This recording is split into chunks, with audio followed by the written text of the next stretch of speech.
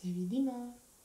Da li da krenemo na kao klapa 1, klapa 2, klapa 3.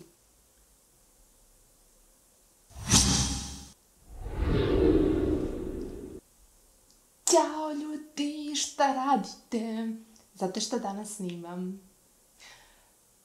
Preporučujem vam nekoliko filmova. Sve snimam potpuno spontano, pa kako ispadne.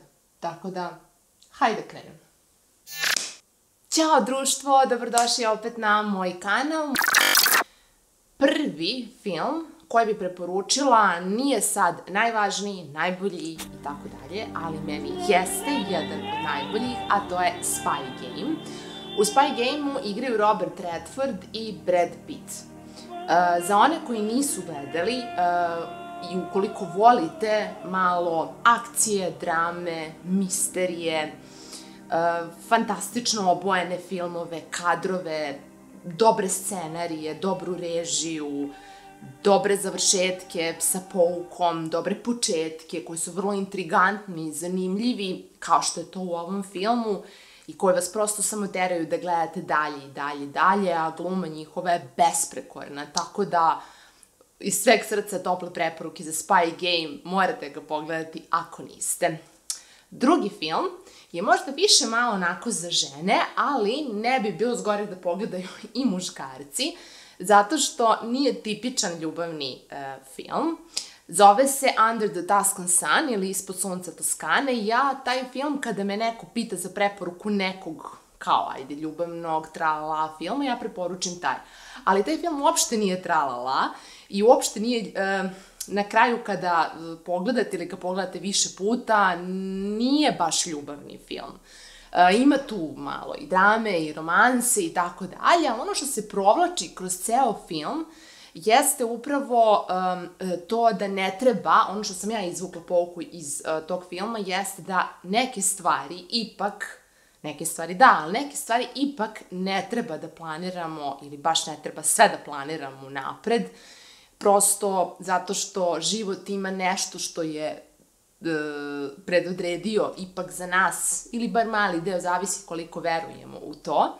Ali inače radi se o ženi koja je fantastična glumica, koja je u konkretnom filmu pisac i razvodi se, saznaje se da je muž vara, ali to je potpuno po strani, jer ona kreće na put u Italiju, tačnije u Toskanu, gde imate predivne predele, gde ona je kao otišla samo na put, ali na kraju odlučuje da tamo kupi kuću i ta kuća katastrofa izgleda, ali potpuno je sama tamo, dakle ona tamo nikog ne zna. I ono što se dešava posle i zašto sam se ovo ispričala, samo pogledajte film, jer prosto, ako bi sad ispričala sve, dala bih vam žestok spoiler. Sledeći film koji bi preporučila jeste crno-beli film. Ja znam da mnogi verovatno ne vole možda crno-bele ili više vole kada su obojeni zbog tog uopšte čitavog doživljaja filma, ali verujte mi, ovaj film vas sigurno neće ostaviti ravnodušnom ili ravnodušnim. Zašto? Film se zove 12 Angry Men, inače igra Henry Fonda, za sve ljubitelje Henry Fonde i uopšte starijih filmova.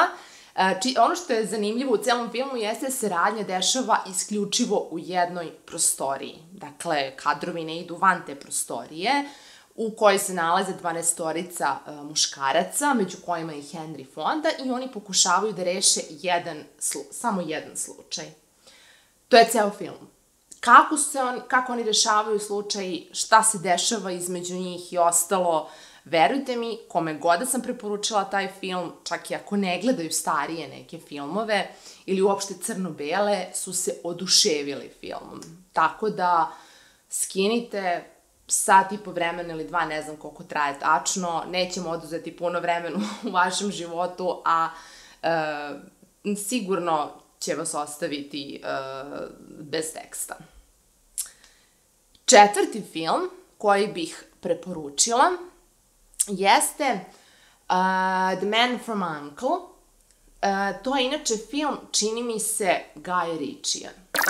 on je poznat po svojim nekim drugim filmima, o tome ću u nekom narednom videu, što se tiče uopšte reditelja, direktora i tako dalje, zato što taj film nekako je prvo malo noviji, zatim je urađen tako slatko, tako lepo, on je zadržao tu svoju dozu kvaliteta u kontekstu bojenja, režije, svega, ali tako jedna lepa radnja.